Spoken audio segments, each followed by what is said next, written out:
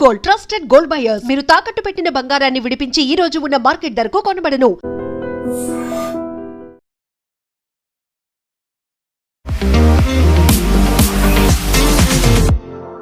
నమస్తే, నేను Kavitha. Welcome to I dream news and నిజాలు. ఇండో పసిఫిక్ రీజియన్లో స్ట్రాటజిక్ భాగస్వామ్యంలో భాగంగా 3 దేశాల విజిట్లో ప్రధానమంత్రి నరేంద్ర మోదీ ఉన్నారు. అందులోనూ పర్టికులర్గా ఈరోజు న్యూజిలాండ్లో పర్యటిస్తున్నారు. దాదాపుగా 40 ఏళ్ల తర్వాత భారతదేశ ప్రధానమంత్రి న్యూజిలాండ్కి వెళ్లారు.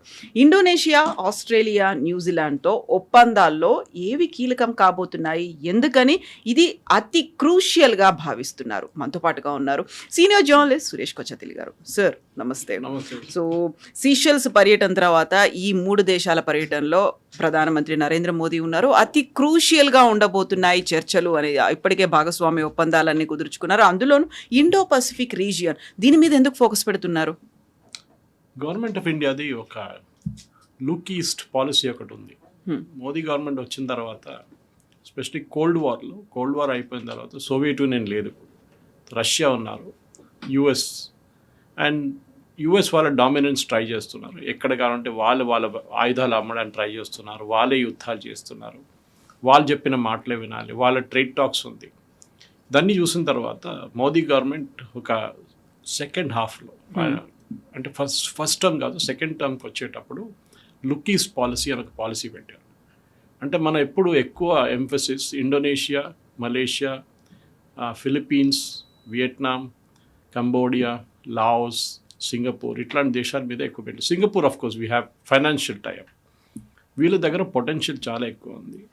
అండ్ వీళ్ళు చాలా సంవత్సరాల ముందు సోవియట్ ఎరాలో ఉండే, వీళ్ళందరూ సోవియట్ యూనియన్ రాడార్లో ఉండే. సోవియట్ యూనియన్ డిసెంటేటెడ్ అయిన తర్వాత చైనా వాళ్ళ ఇన్ఫ్లుయెన్స్ ట్రై చేస్తున్నారు. ఇక్కడ మనకు తెలిసిందే సౌత్ చైనా సీలో ఫిలిప్పీన్స్తోని, ఇండోనేషియాతోని చైనాకి పెద్ద ప్రాబ్లం ఉంది. వాళ్ళ పెట్రోలింగ్ బోట్స్ తీసుకొచ్చి కొడుతున్నారు ఫిలిప్పీన్స్ నేవీ చిన్న చిన్న వెసల్స్ మీద. అప్పుడు ఫిలిప్పీన్స్ ఏం చేశారంటే మన వైపు నుంచి, మన దగ్గర నుంచి బ్రహ్మోస్ మిసైల్ సిస్టమ్ కొనుక్కున్నారు. Even Vietnam has purchased it. అది వచ్చిన తర్వాత చైనీస్ వాళ్ళు వాళ్ళ ఎక్సర్సైజ్లు స్టాప్డ్ ఇట్. బ్రహ్మోస్ ఎప్పుడు యూజ్ చేయరు, అంతే ఒక షిప్ మీద యూజ్ చేయడానికి బ్రహ్మోస్ వేస్ట్, పెద్ద వెపన్ సిస్టమ్ అది. సో కానీ అది వచ్చిన తర్వాత it's like a nuclear weapon. చేతిలో కర్ర ఉంది, కొడతాను నేనని చెప్పేసి బెదిరించడానికి చేస్తారు, నార్త్ కొరియా స్టైల్. సో దాని తర్వాత మోదీ గవర్నమెంట్ లుకీస్ పాలసీ ప్రకారం మనం ఎంగేజ్ చేయడం మొదలుపెట్టాం. And that to best part is Indonesia. Indonesia కూడా వాళ్ళకి చైనాతో ప్రాబ్లం ఉంది. వాళ్ళు ఒక కౌంటర్ వెయిట్గా యుఎస్ వాళ్ళకి ఆయుధాలు అమ్మడానికి ట్రై చేస్తున్నారు. అది పేట్రియట్ మిసైల్స్ ఉండొచ్చు, మిగతా ఆర్మ్ సిస్టమ్స్ ఉండొచ్చు, హెలికాప్టర్స్ ఉండొచ్చు. కానీ ఇండోనేషియా అంత అఫోర్డ్ చేయలేరు, అంత చాలా ఎక్స్పెన్సివ్ యుఎస్ ఆర్మ్స్. సో మన వైపు చూశారు, మనం ఫిలిప్పీన్స్కి అమ్మాం కదా, అక్కడ బాగానే పనిచేస్తుంది బ్రహ్మోస్. ఒక 3 బ్యాటరీ యూనిట్స్ ఉన్నాయి అక్కడ. ఇప్పుడు మనం ఇండోనేషియాతోని ఒప్పందాలు ఒక 14 పాయింట్ల ఒప్పందం చేసాం. దాంట్లో మెయిన్గా ఇది ఒకటి, డిఫెన్స్ ప్రొడక్షన్లో కూడా వెళ్తున్నాం మనం. అంటే అన్నీ మనం ఇక్కడ తయారు చేయాలని లేదు, వాళ్ళ దగ్గర కూడా తయారు చేసుకోవచ్చు. ఓకే, ఇంకోటి అడ్వాంటేజ్ ఏంటంటే maritime research and maritime search and maritime security. మనకు తెలిసిందే, మన గ్రేట్ నికోబార్ ప్రాజెక్ట్ వచ్చిన తర్వాత ఇప్పుడు స్టార్ట్ అయింది చూడండి వర్క్. 10 సంవత్సరాలు 3 ఇన్స్టాల్మెంట్లో జరగబోతుంది అది. ఆ గ్రేట్ నికోబార్ ప్రాజెక్ట్ పక్కనే ఉన్నారు వీళ్ళందరూ as a chain of islands అన్నమాట. సో దాంట్లో ఇండోనేషియా, ఫిలిప్పీన్స్, దాని తర్వాత సింగపూర్ అటు వెళ్తుంది కంప్లీట్గా. మనకు చాలా ఇంపార్టెంట్ ఈ దేశాలన్నీ. సో మోదీ గారు ఇప్పుడు వెళ్ళిన తర్వాత ఒప్పందం చేసిన దాంట్లో డిఫెన్స్ కోఆపరేషన్ అన్నిటికంటే పెద్ద. దాంట్లో ఒక పాయింట్ ఏంటంటే మనం జాయింట్ ఎక్సర్సైజెస్ కండక్ట్ చేస్తాం. ఇది చైనాకి అస్సలు నచ్చదు. నాకు ఇన్ఫ్యాక్ట్ నేను కూర్చునే ముందు పాయింట్స్ అన్ని రాసుకున్నప్పుడు చూసాను, చైనా దీంట్లో భయపడుతున్నారు. అండ్ మోదీ గవర్నమెంట్ వైపు నుంచి ఉన్న ఏ పాయింట్ అయినా చైనా చూస్తూనే ఉంటారు. అది మన శ్రీలంకలో ఒక పోర్ట్ కొనేస్తున్నాం మనం, మ్యాజగాన్ డాక్ వాళ్ళు వెళ్ళి పోర్టే కొనేస్తున్నాం మనం కంప్లీట్గా. ఎందుకంటే వాళ్ళు పబ్లిక్ ఇష్యూకి వెళ్ళినప్పుడు వాళ్ళు బ్యాంకరప్ట్ అయిన ఒక శ్రీలంకన్ కంపెనీ, అది మనం కొనేసాం. దాని పక్కనే చైనీస్ ఉన్నారు హంబాబోటాలో. సో మనం కౌంటర్ వెయిట్ లాగా వెళ్ళి కూర్చున్నాం శ్రీలంకలో. గ్రేట్ నికోబార్ ప్రాజెక్ట్ వస్తుంది. దాని తర్వాత మీరు అటువైపు చూస్తే ఇండోనేషియా, ఫిలిప్పీన్స్, ఈ 2 దేశాలు మనకి చాలా క్లోజ్. అండ్ వీళ్ళతోనే ఒక న్యూక్లియర్ కోఆపరేషన్ కాకుండా మిగతా దాంట్లో మనం చేసుకోవచ్చు. ఒకటి మెయిన్ థింగ్ అంటే మనం we will never sell our nuclear technology, ఎవరికి అమ్మం మనం. కానీ మిసైల్ ప్రొడక్షన్ మనం అమ్మొచ్చు, మనకి ఎన్పిటీలో అది ప్రాబ్లం లేదు, నాన్ ప్రొలిఫరేషన్ ట్రీటీలో. సో ఇప్పుడు చైనాని కౌంటర్ చేయడానికి మెయిన్గా ప్రెసిడెంట్ ప్రభావో అండ్ మోదీ గారు ఇద్దరు సంతకం పెట్టిన 14 డాక్యుమెంట్స్, అంటే వాళ్ళ టీం పెట్టిన 14 డాక్యుమెంట్ చాలా ఇంపార్టెంట్. రెండవది ఏంటంటే డిఫెన్స్ ప్రొడక్షన్. నేను చెప్పాను చూడండి, ఇప్పుడు వాళ్ళ దగ్గర కూడా మనం బ్రహ్మోస్ ఒక యూనిట్ షిఫ్ట్ చేయొచ్చు, లేకుంటే మిగతా ఏదో ఒక డిఫెన్స్ యూనిట్ అక్కడ షిఫ్ట్ చేసి ప్రొడక్షన్ అక్కడ చేసుకోవచ్చు. మూడవది మన షిప్స్, నేవల్ షిప్స్ని ఇండోనేషియా రెగ్యులర్గా we can park it there. అది మనకు పెద్ద అడ్వాంటేజ్, ఎందుకంటే గ్రేట్ నికోబార్ వచ్చేటప్పటికి దాకా ఒక కనెక్టివిటీ వచ్చేస్తుంది. Malacca straits is just there. Malacca straits importance ఏంటంటే, ఇప్పుడు మన హార్మోస్ చూసాం, స్టేట్ ఆఫ్ హార్మోస్ 20% వరల్డ్ కావాల్సిన ఆయిల్, ఫర్టిలైజర్, గ్యాస్ అంతా ఆ రూట్ నుంచి వస్తుంది. మలక్కా స్ట్రైట్ నుంచి వెళ్ళే route 40%, 40% of world's maritime traffic Malacca straits నుంచి వెళ్తుంది. అది మనం రేపు క్లోజ్ చేసామనుకోండి, ఫినిష్డ్, మొత్తం వరల్డ్ ట్రేడ్ ఆగిపోతుంది. మళ్ళీ మొత్తం సర్క్యూటస్ పెద్ద రూట్ తీసుకోవాల్సి వస్తుంది. వాళ్ళు అందరికన్నా పెద్ద ఇంపాక్ట్ రాబోతుంది చైనాకి. చైనాది కూడా చాలా మటుకు వాళ్ళ షిప్స్ ఆ రూట్ నుంచి వెళ్తుంది, మలక్కా స్ట్రైట్స్ నుంచి. అండ్ సౌత్ చైనా సీలో చైనా ఎప్పటి నుంచో వాళ్ళ సబ్మెరీన్స్ కానీ వాళ్ళ షిప్స్ తీసుకొచ్చి పెడుతున్నారు. సో మనకి ఇండోనేషియా ఈ పర్టికులర్ విజిట్లో ఇది మిలిటరీ కాంపోనెంట్ చాలా ఇంపార్టెంట్, కవిత గారు. అది కాకుండా ఇంకోటి, మనం ఇండోనేషియాతో మనకు తెలిసిందే, it was at one time ఒక హిందూ సామ్రాజ్యం ఉండేది. ఇప్పుడు కూడా బాలి వైపు మీకు కనిపిస్తుంది దాని రామాయణం కానీ ప్రాంబాన్ టెంపుల్ ఉంది. ఇప్పుడు మోదీ గారు అండ్ ప్రభు ఇద్దరు కలిసి వెళ్ళారు. అది మనం అర్థం చేసుకోవాలి. Indonesia technically world's largest Muslim country by population, కానీ వాళ్ళకి ఒక హిస్టరీ ఉంది. వాళ్ళ ఎయిర్లైన్ పేరు గరుడ, వాళ్ళ కరెన్సీ మీద గణేష్ భగవాన్ ఉంటుంది. ఇన్ఫ్యాక్ట్ నిన్న నేను మా ఎక్స్ కొలీగ్తో మాట్లాడుతున్నాను బ్యాంకాక్లో. నేను పనిచేసే హోటల్లో, అప్పుడు పనిచేసిన హోటల్ బయట 3 విగ్రహాలు ఉన్నాయి. నేను మర్చిపోయాను దాన్ని. I remember one of them is Brahma, ఎందుకంటే థాయిలాండ్లో Brahma is omnipresent. Brahma and of course Vishnu. మూడోది శివ ఉండే. అప్పుడు నేను అడిగాను, శివ మీకు చాలా రేర్గా కనిపిస్తుంది థాయిలాండ్లో. మన కల్చర్ అక్కడ దాకా వెళ్ళింది, బియాండ్ దట్. ఈ చోలాస్ వీళ్ళు ఉన్న టైంలో కూడా చాలా మటుకు మన నేవల్ పవర్ అక్కడ దాకా, కంబోడియా దాకా వెళ్ళింది. మనం వినో ఆంకోర్ వాట్, విష్ణు భగవాన్, అది ఒక కన్స్ట్రక్షన్ మనమే చేసాం, మన కింగ్స్, మన రాజులు చేశారు అది. సో ఇండోనేషియాతోని ఒక యునెస్కో సైట్ ఉంది అక్కడ, ఒక యోగకర్త అని చెప్పి. అక్కడ మోదీ గారు అండ్ ప్రెసిడెంట్ ప్రాబో వెళ్ళి వీళ్ళు జాయింట్లీ లాంచ్ చేశారు ప్రోగ్రామ్. అది రిస్టోరేషన్ నడుస్తుంది అక్కడ. సో మనకి ఇండోనేషియాకి కల్చర్లీ చాలా క్లోజ్ టైస్ ఉన్నాయి, ఇప్పుడు కాదు ఎన్నో సంవత్సరాల నుంచి. అదొకటి ఎక్స్ప్లాయిట్ చేయాల్సి వస్తుంది. మూడోది సైంటిఫిక్ టెంపర్. మనం చేస్తూ ఇండోనేషియన్ పార్లమెంట్ అడ్రస్ చేస్తూ మోదీ గారు చెప్పారు చాలా క్లియర్గా దట్ మన దగ్గర ఉన్న సైంటిఫిక్ పవర్, మన దగ్గర ఉన్న వ్యాక్సిన్ పవర్, మన దగ్గర ఉన్న రీసెర్చ్, సైంటిఫిక్ రీసెర్చ్, ఇదంతా ఇండోనేషియా కూడా మనం జాయింట్లీ వాడుకోవచ్చు. మనం వీ కెన్ డూ దట్ అని చెప్పి మ్యారిటైమ్ కార్పొరేషన్ గురించి కోఆపరేషన్, జాయింట్ ఎక్సర్సైజెస్ గురించి మాట్లాడాం, జాయింట్ రీసెర్చ్ ఇప్పుడు చెప్పాను చూడండి. అది కాకుండా న్యూ డిఫెన్స్ టెక్నాలజీస్లో కూడా చాలా మటుకు we'll go with the Indonesians. వాళ్ళకి ఇది చాలా పెద్ద ఒక బెనిఫిట్, ఎందుకంటే సైన్స్లో అంత అడ్వాన్స్ కాదు ఈ దేశాలు, కానీ వాళ్ళ దగ్గర పొటెన్షియల్ ఉంది. సో మనం దాని పొటెన్షియల్ని ఎక్స్ప్లాయిట్ చేసుకోవచ్చు అనమాట. ఇది కాకుండా కోస్టల్ సర్వేలెన్స్. మనకి సౌత్ చైనా సీలో పెద్ద ప్రాబ్లం చైనాతో. సో మన ఇండోనేషియాలో ఒక 3 షిప్లు పెట్టుకుంటే మనకి కోస్టల్ సర్వేలెన్స్ ఈక్కి అయిపోతుంది. ఎస్పెషలీ మనం అండమాన్స్ నుంచి, అంటే గ్రేట్ నికోబార్ ప్రాజెక్ట్ కానీ ఇప్పుడున్న ఐఎన్ఎస్ బాస్, మన ఇండియన్ నేవీది ఒక బేస్ ఉంది అక్కడి నుంచి మనం ఆపరేట్ చేసుకోవచ్చు. సో ఇది ఇప్పుడున్న దాంట్లో. అది కాకుండా ఆసియాన్ గురించి కూడా, మన ఆసియాన్ అంటే association of south east Asian నేషన్స్తో ఒప్పందాలు ఉన్నాయి. దాన్ని ఇంకా కొంచెం ముందుకు తీసుకెళ్ళడానికి ట్రేడ్స్ అండ్ గుడ్ అగ్రిమెంట్ అని చెప్పి అగ్రిమెంట్ ఉంది. ఆ పని కూడా నడుస్తుంది. ఇంకో చాలా ఇంపార్టెంట్ మ్యాటర్ ఇస్ ఇండోనేషియాలో మినరల్స్ చాలా ఉన్నాయి, క్రిటికల్ మినరల్స్. అది ఇప్పుడు మనకు తెలిసిందే. ఈ మినరల్స్ అనగానే అందరూ ఇమ్మీడియట్లీ ఒక ఎక్సైట్మెంట్ వచ్చేస్తుంది మినరల్స్లో. ఎక్కడుందా మినరల్స్ అని. యూఎస్ కూడా అదే చేస్తున్నారు, చైనా కూడా అదే చేస్తున్నారు, మనం కూడా. సో ఇండోనేషియాతో ఒక ఒప్పందం చేసాం, క్రిటికల్ మినరల్స్ని మనం ఎక్స్కవేట్ చేసుకోవచ్చు.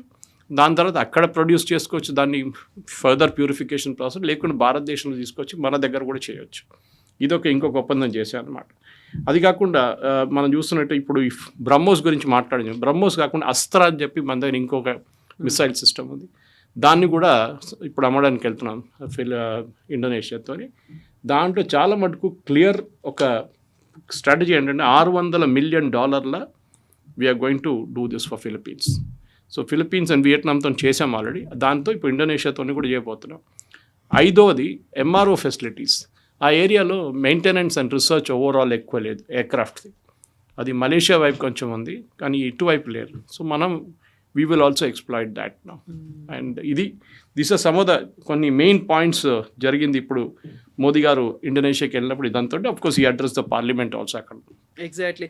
సో అక్కడ డిఫెన్స్ సిస్టమ్తో పాటుగా మైనింగ్ మినరల్స్ మీద ఫోకస్ అయితే ఇండోనేషియాతో ఉంది. బట్ ఆస్ట్రేలియాకి సంబంధించి చూస్తే అక్కడ టీలో షుగర్ లాగా మేము కలిసిపోయాము అనేది, అక్కడ ఫ్రెండ్షిప్ గురించి చెప్తున్నారు, అక్కడ బాండ్ అనేది ఉంది. ఆస్ట్రేలియాతో ఉన్నటువంటి ఈ డీల్స్ అనేవి, ట్రేడ్ అనేది ఎలా ఉండబోతుంది? చాలా ఇంపార్టెంట్. ఎందుకంటే మనకి దీంట్లో మనం ఒక మెయిన్ ఒప్పందం పెట్టాము యురేనియం గురించి.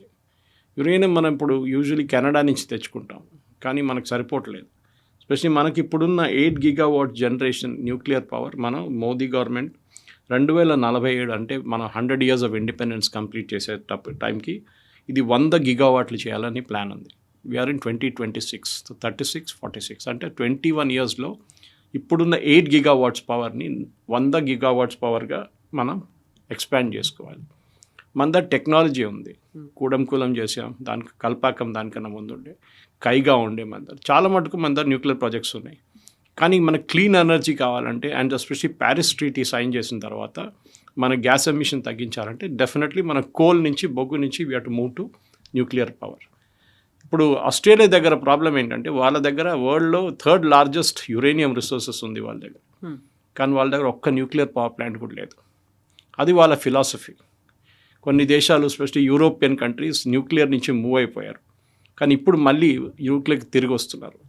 ఇది మనం చూసిన జపాన్లో ఫుకుషిమాలో జరిగిన ఒక యాక్సిడెంట్ తర్వాత కొన్ని దేశాలకి డౌట్ ఉండే న్యూక్లియర్ పవర్ గురించి. కానీ టచ్వుడ్ మన దగ్గర ఇప్పుడు కూడా మనం కల్పాకం ఎప్పటి నుంచో ఉండే మన దగ్గర, దానికన్నా ముందు కైగా లాట్ ఆఫ్ న్యూక్లియర్ ప్లాంట్స్. అట్లా ప్రాబ్లం మన దగ్గర ఇప్పుడు దాకా రాలేదు, కానీ అది జరిగింది ఫుకుషిమాలో. దట్ ఇస్ అనదర్ ఎర్త్ క్వేక్తో మొదలైంది. అది actually it's a natural disaster, technical కాదు అక్కడ. దాని ముందు చెర్నోబిల్లో జరిగిన యాక్సిడెంట్ కూడా మనం చూసాం. అది చాలా పెద్ద ఒక న్యూక్లియర్ ఏం చెప్తారు డిజాస్టర్. అది ఇప్పుడు కూడా దాన్ని 500 kilometers దగ్గర కూడా మనం వెళ్ళలేము, అంత కంటామినేటెడ్ అయిపోయింది అన్నమాట. సో అది మనం చాలా కేర్ఫుల్గా చూసుకోవాలి. సో దానికి మన రష్యన్ టెక్నాలజీ ఉంది, మన ఓన్ తయారు చేసిన టెక్నాలజీ ఉంది. ఫాస్ట్ బ్రీడర్ రియాక్టర్స్ తయారు చేస్తున్నాం మనం, చిన్న బ్రీడర్ రియాక్టర్స్ తయారు చేస్తున్నాం. ఇప్పుడు చంద్రబాబు నాయుడు గారు విశాఖపట్నంలో డేటా సెంటర్స్ పెడుతున్నారు.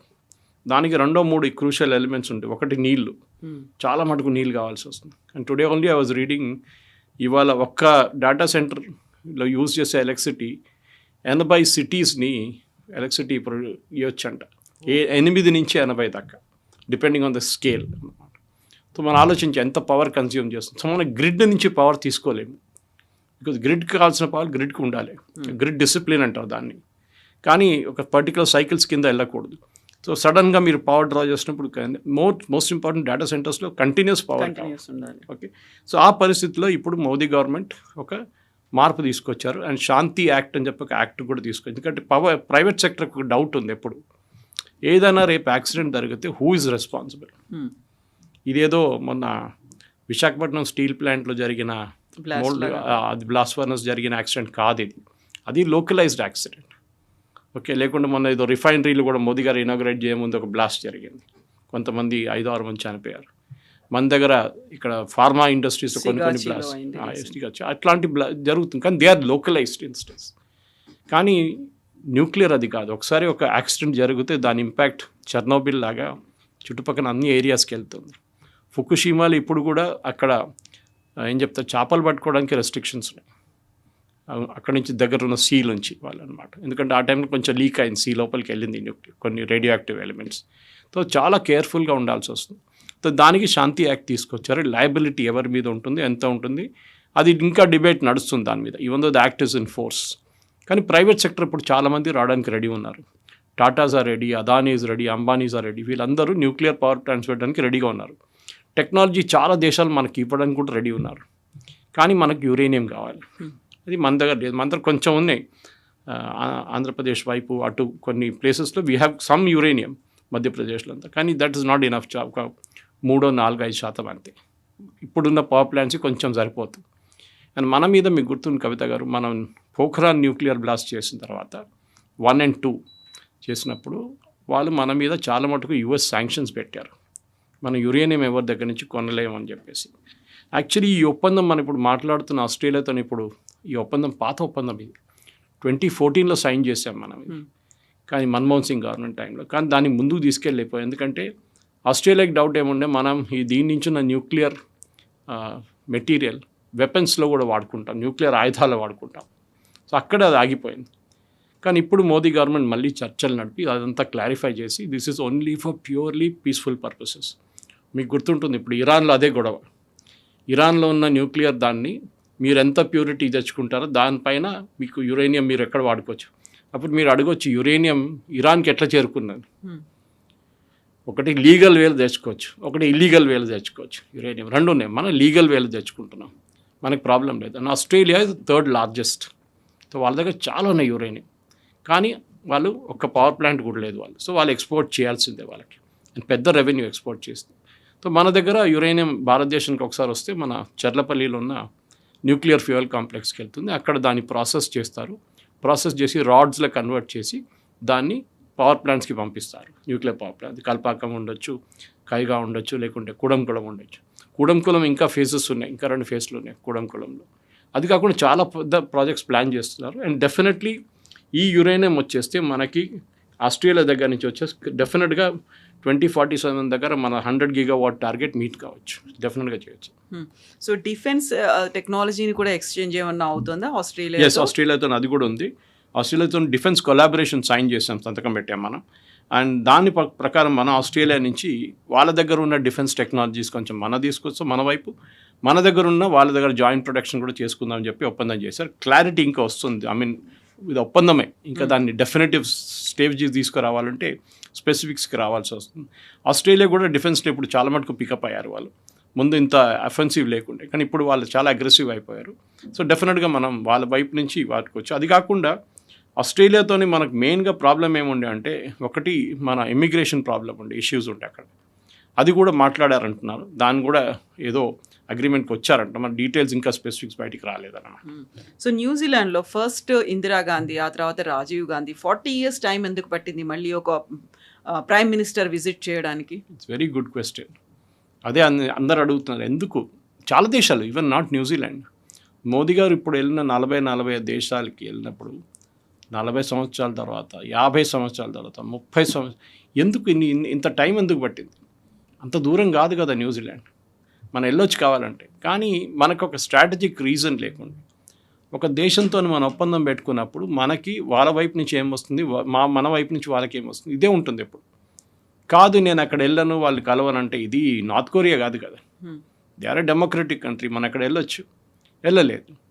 అక్కడ మన డయాస్పోరా ఉన్నారు చాలా పెద్ద. ఇన్ఫ్యాక్ట్ ఆస్ట్రేలియాలో మొన్న జరిగిన మీటింగ్లో అల్బనీసీ అయితే మొత్తం స్టన్ అయిపోయారు ఆయన, ఆస్ట్రేలియన్ ప్రైమ్ మినిస్టర్ ఆడియన్స్ని చూసి. అంటే మన దగ్గర అట్లాంటి పబ్లిక్ మీటింగ్స్ చాలా నార్మల్, కానీ ఆస్ట్రేలియాలో జరగదు అది. అది మోదీ గారు దీనికన్నా ముందు కూడా యూఎస్లో ఉన్నప్పుడు హౌడీ మోడీ ప్రోగ్రామ్ దాంట్లో ఉండే, అహ్మదాబాద్లో జరిగింది, యూఎస్లో జరిగింది, హ్యూస్టన్లో. సో అట్లాంటి దాంట్లో మన పబ్లిక్ మీటింగ్, మన డయాస్పోరా చాలా ఇంపార్టెంట్ రోల్ ప్లే చేస్తారు, స్పెషలీ అక్కడ ఉన్న ఎలక్షన్స్లో. అది ఆస్ట్రేలియా కూడా తెలుసు దట్ ఇండియన్ డయాస్పోరాని ఎక్కువ వాళ్ళు ఇమిగ్రేషన్ పాలసీస్ ట్వీక్ చేస్తే వాళ్ళు definitely it will back fire అనమాట. న్యూజిలాండ్లో కొన్ని ఇష్యూస్ ఉన్నాయి మనకి. న్యూజిలాండ్తో స్పెసిఫిక్లీ ఇండియన్స్ని టార్గెట్ చేస్తున్నారు, ఇండియన్స్ని ఇమిగ్రేషన్లో టార్గెట్ చేస్తున్నారు చెప్పి దాని చర్చలు కూడా నడుస్తాయంటారు. డీటెయిల్స్ ఇంకా రాలేదు, విజిట్ ఈజ్ ఆన్ గోయింగ్ మనం రికార్డ్ చేస్తున్నప్పుడు. సరే చూడాల్సింది. న్యూజిలాండ్తో డెఫినెట్గా ఐ థింక్ ఈ 3 దేశాల పర్యటన మీరు చెప్పారు, సెషైల్స్ నుంచి మొదలైంది. దీనికన్నా ముందు రౌండ్లో సెషైల్స్ కూడా ఉండే. సెషైల్తో మనం డిఫెన్స్ కోఆపరేషన్ చేసాం, మన నేవీని అక్కడ స్టేషన్ చేసాం. మనకు గుర్తుండే ఒక టైంలో సెషైల్స్లో గవర్నమెంట్ ఒక కూ జరిగింది అక్కడ రాజీవ్ గాంధీ గారి టైంలో. దట్ టైం మనం ఒక ఆర్మీని పంపించి, మన పారాఫోర్సెస్ని పంపించి ఆ కూని మనం అడ్డుకున్నాం. సో మనం ఈ దేశాలకు ఎందుకు వెళ్తున్నారు మోదీ గారు అంటే దీనికి జవాబు ఉంటుంది. మనం ఒక హాఫ్ అన్ అవర్లో మొత్తం ఎక్స్ప్లెయిన్ చేయలేము, కానీ బ్రాడ్లీ ఏంటంటే మనకి ఏ దేశంతో అంత శత్రుత లేదు. మనకున్నది పాకిస్తాన్తోనే మనకు మెయిన్ ప్రాబ్లం. కానీ ఇప్పుడు మనం యుఏఈతో ఒప్పందం చేసుకున్నాం, ఒమాన్తో ఫ్రీ ట్రేడ్ అగ్రిమెంట్ చేసాం. ఎందుకు చేస్తున్నాం అంటే వాళ్ళ దేశంలో ఉన్న బెనిఫిట్స్ అంతా మనం తీసుకోవాలి, మన బెనిఫిట్స్ వాళ్ళకి ఇవ్వాలి. 1 వే ట్రాఫిక్ ఉండదు ఎప్పుడు. అది యూఎస్ కంప్లైంట్ చేస్తారు ఎప్పుడు. మనం ప్రోడక్ట్స్ అంతా యూఎస్లో అమ్మేసుకుంటున్నాం, ఓకే, ష్రింప్స్ నుంచి లెదర్ ఫుట్వేర్ నుంచి టీ షర్ట్ అన్నీ అమ్ముకుంటాం, సాఫ్ట్వేర్ కూడా. కానీ వాళ్ళ వైపు నుంచి మనం ఏం కొనట్లేదు. హార్లీ డేవిడ్సన్ ఇక్కడ అమ్మడానికి ట్రై చేసే ఎస్టాబ్లిష్మెంట్ కోసం ఏదో ప్రాబ్లమ్స్ క్రియేట్ చేసాం మనం, క్లియరెన్స్ ఇవ్వలేదు. ఇట్స్ ఓకే, మన దగ్గర లైసెన్స్ రాజు ఉండే, లేదని మనం డినై చేయట్లేదు. నరసింహారావు గారు వచ్చిన తర్వాతే కదా లైసెన్స్ రాజు తీసేశారు. అప్పటి నుంచి మెల్లమెల్ల మార్పులు వస్తున్నాయి. కానీ ఇప్పుడు హార్లీ డేవిడ్సన్ ఇండియాలో ప్రొడ్యూస్ చేసిన పెద్ద ప్రాబ్లం లేదు. యుఎస్తో చర్చలు నడుస్తున్నాయి, we are the final stages of it. కానీ వాళ్ళు ఇంకేదో ఎంక్వైరీ పెడతా అంటున్నారు ఫోర్స్ లేబర్ మీద, అది ఆ ఎంక్వైరీ కూడా నడుస్తుంది. సో మన ఆస్ట్రేలియాతోనే ఒక పెద్ద అడ్వాంటేజ్ అంటే ఇట్స్ ఆల్సో బిగ్ కంట్రీ, చాలా పెద్ద కంట్రీ. న్యాచురల్ రిసోర్సెస్ వాళ్ళ దగ్గర చాలా ఉన్నాయి. కోల్ వాళ్ళ దగ్గర ఉంది, యురేనియం ఉంది.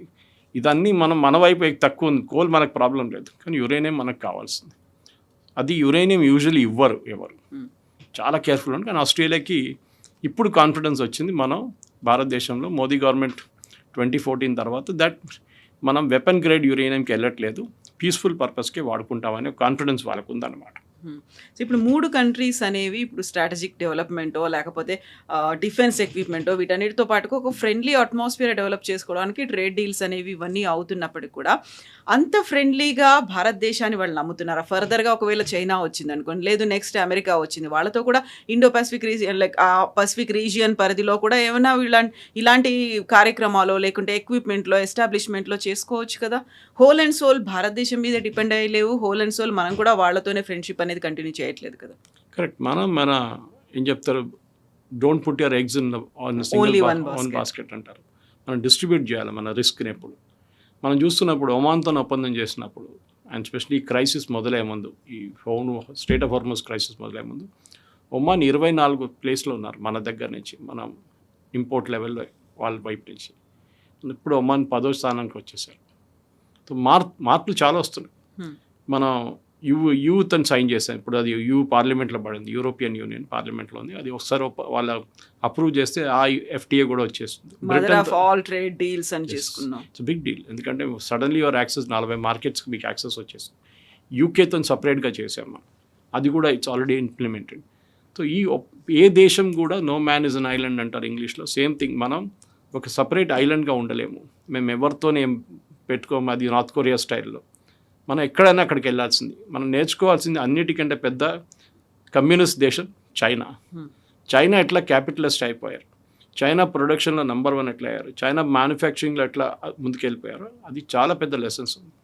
మొన్న కూడా చైనీస్ ఎలక్ట్రిక్ వెహికల్స్ మీద యూరోపియన్ కంట్రీస్ వాళ్ళ టారిఫ్ పెట్టడానికి ట్రై చేస్తున్నారు. కానీ ఎంత టారిఫ్ పెట్టినా కానీ ఎండ్ ఆఫ్ ద డే మళ్ళీ ఆ రేట్ అంతే అవుతుంది. సో మన వైపు నుంచి కూడా మోదీ గారు తిరిగి అది మోదీ గారు అని కాదు, కవిత గారు, any prime minister, any president, ఏ దేశంలో అయినా, ఇప్పుడు ఈవెన్ ప్రెసిడెంట్ ట్రంప్ చూడండి, ఎక్కడికి వెళ్ళినా వాళ్ళ దేశాల్లో ఉన్న ప్రోడక్ట్ని అమ్మడానికి ట్రై చేస్తారు. టర్కీకి వెళ్ళారు, మేము మీకు F-35 అమ్ముతారు అంటున్నారు ఆయన. వాళ్ళ వైపు నుంచి వాళ్ళ కంట్రీలో ఉన్న ప్రొడక్షన్, వాళ్ళ కంట్రీలో ఉన్న ఏం చెప్తారు ఇండస్ట్రియల్ పవర్ వాళ్ళు వాడుకుంటారు. జీ జింగ్పిన్ ఎక్కడికి వెళ్ళినా కానీ, వాళ్ళ దేశానికి చైనీస్ దగ్గరికి ఎవరైనా ట్రేడ్ డెలిగేషన్ వస్తే వాళ్ళు క్విట్ ప్రోకో చూస్తారు. కెనడా కూడా అంతే, మెక్సికో కూడా మేము చూసాం. మనప్పుడు కెనడా మెక్సికోకి యుఎస్తో ప్రాబ్లం ఉంది ప్రొడక్షన్ వైపు నుంచి, చైనా కూడా అదే ప్రాబ్లం ఉంది యుఎస్తో. సో మనం కూడా మన వైపు నుంచి మన ఇండస్ట్రియల్ ప్రొడక్షన్ మన బయట దేశాలకి we should move beyond shrimp and software. ఎందుకంటే అది ఉంది, మన పవర్ ఉంటుంది ఎప్పుడు అది. కానీ దాని తర్వాత కూడా మన వైపు నుంచి ఇప్పుడు న్యూక్లియర్ టెక్నాలజీ చూడండి, మనం కూడా ఎక్స్పోర్ట్ చేసుకోవచ్చు, కానీ దానికి కొన్ని రెస్ట్రిక్షన్స్ ఉంది మన వైపు నుంచి. గాజ్ ఎక్స్పోర్ట్ చూడండి మన వైపు నుంచి. టెక్స్టైల్స్ అయితే మన స్ట్రెంగ్త్ ఎప్పటి నుంచో ఉంది, తిరుపూర్ నుంచి లూధియానా దాకా మనకి ఎఫర్ట్ ఉంది. కానీ మోదీ గారు వెళ్ళేటప్పుడు ప్రతిసారి మన దేశంలో ఉన్న ప్రోడక్ట్స్ అక్కడ అమ్మడానికి ట్రై చేస్తారు, వాళ్ళ దగ్గర ఉన్న ప్రోడక్ట్స్ మనం తీసుకుంటాం.